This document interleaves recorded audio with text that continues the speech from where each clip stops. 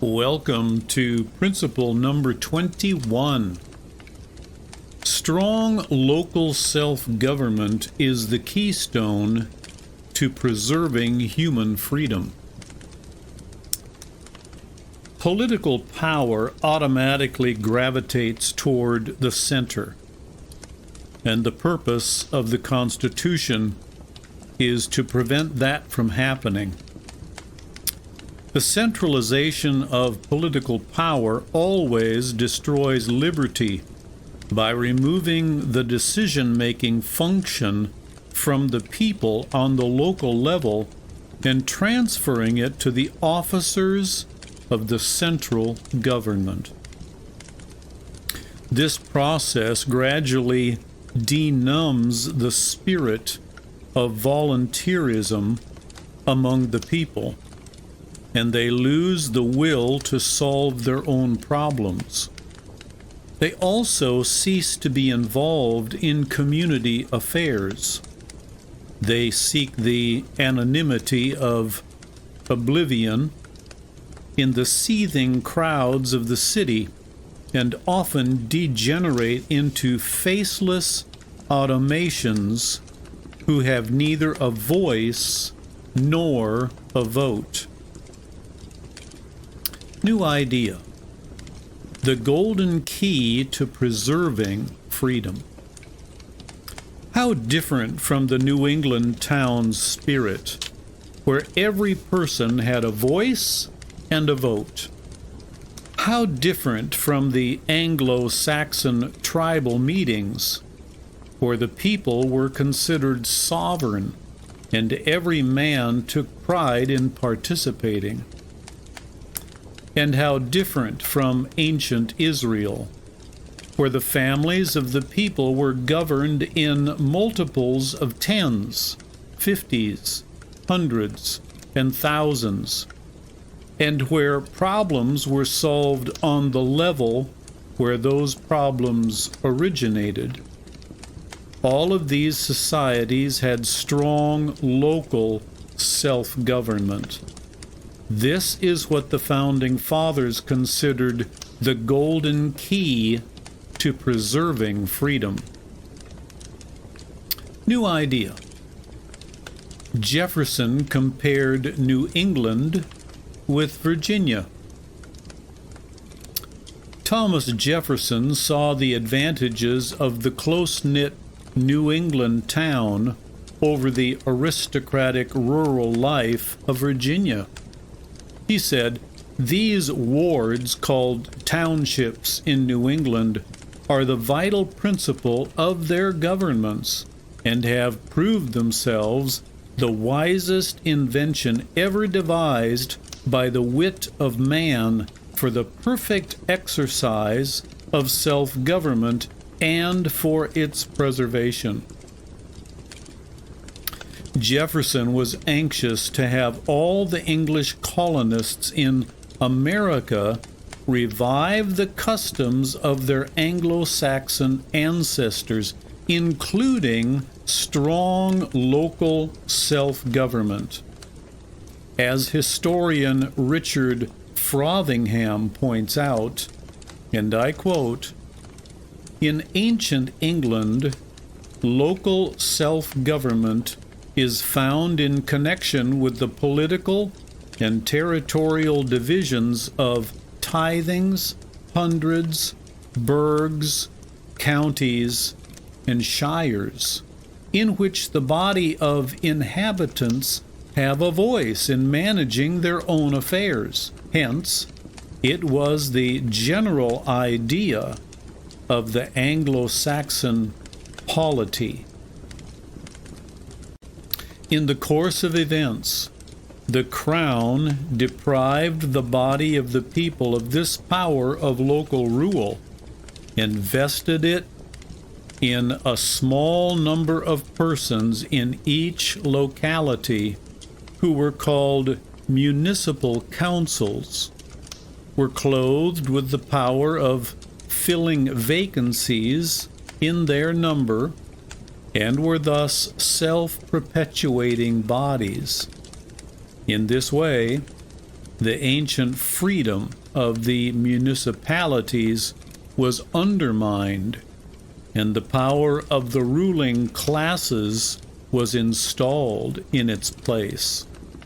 Such was the nature of the local self-government in England, not merely during the period of the planting of her American colonies, 1607 to 1732, but for a century later.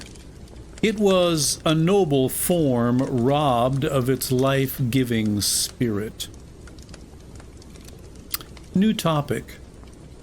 The instinct for self-government survives. Nevertheless, Frothingham points out that these ancient institutions were not entirely forgotten by the people. He quotes the French historian and statesman Francois Goetz as saying this: "When their scarcity remained traces of popular assemblies, the remembrance of them, of the right of freemen to deliberate and transact their business together, resided in the minds of men as a primitive tradition, and a thing which might come about again." Frothingham says this is exactly what happened as Englishmen pulled away from the mother country and migrated to America. He says that in the colonies, these assemblies reappeared, and old rights were again enjoyed. When the immigrants to the soil, now the United States, began to frame the laws under which they were to live. New topic. Jefferson emphasizes the role of strong local self-government. As the founders wrote their laws, they were determined to protect the freedom of the individual and provide a vigorous claim of healthy local self-government. Only those things which related to the interest of the entire Commonwealth were to be delegated to the central government. Thomas Jefferson probably said it better than anyone when he wrote, "The ways to have good and self-government is not to trust it all to one, but to divide it among the many, distributing to every one exactly the functions he is competent to or performs best. Let the national government be entrusted with the defense of the nation and its foreign and federal relations, the state governments with the civil rights, laws, police, and administration of what concerns the state generally, the counties with the local concerns of the counties, and each ward or township direct the interests within itself. It is by dividing and subdividing these republics from the great national one down through all its subordinations until it ends in the administration of every man's farm by himself, by placing under every one what his own eye may superintend, that all will be done for the best. What has destroyed liberty and the rights of many is every government which has ever existed under the sun. The generalizing and centralizing all cares and powers into one body, no matter whether of the autocrats of Russia or France or of the aristocrats of a venerate senate? New topic. Deployment of power between the federal government and the states.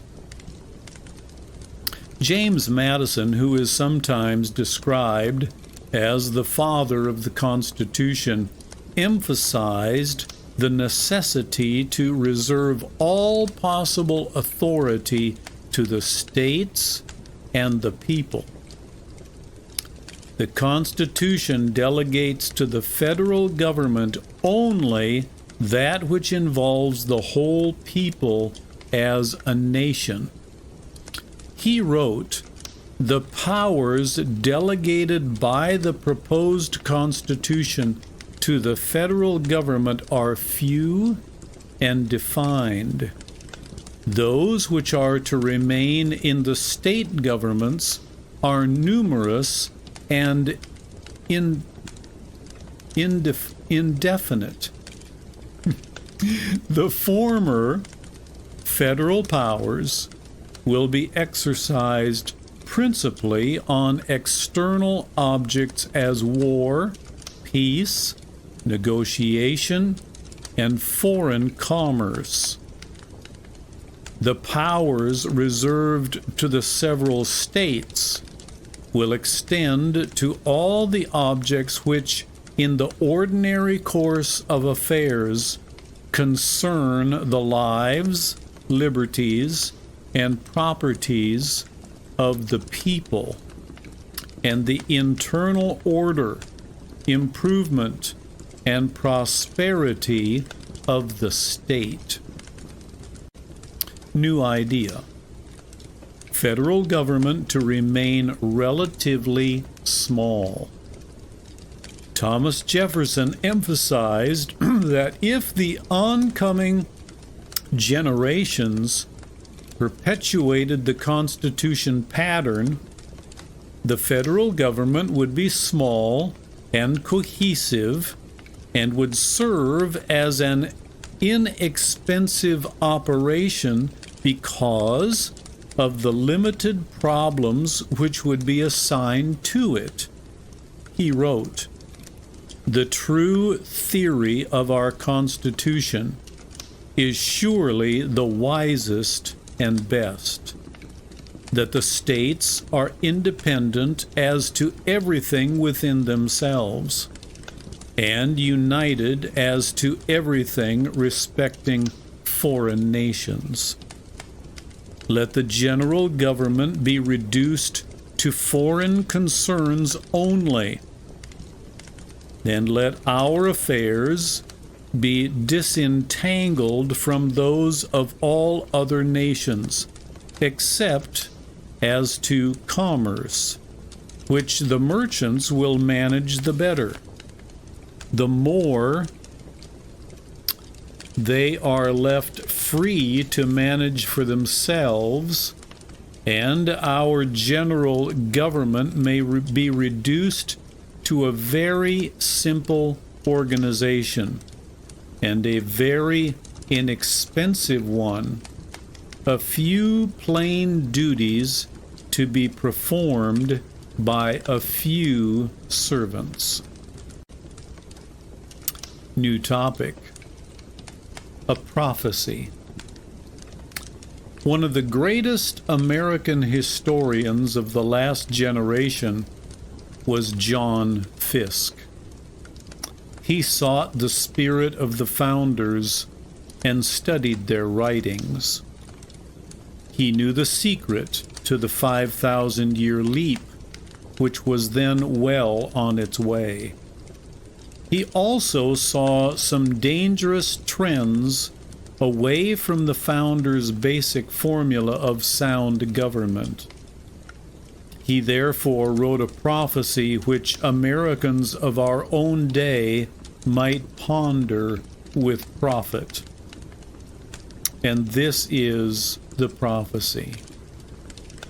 If the day should ever arrive, which God forbid, when the people of the different parts of our country shall allow their local affairs to be administered by prefects sent from Washington, and when the self-government of the states shall have been so far lost as that of the departments of France, or even too closely limited as that of the counties of England, on that day the political career of the American people will have been robbed of its most interesting and valuable features, and the usefulness of this nation will be lamentably impaired.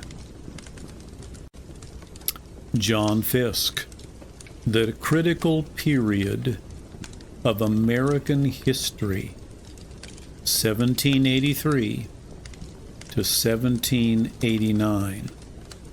And that is the end of principle number 21, strong self-government.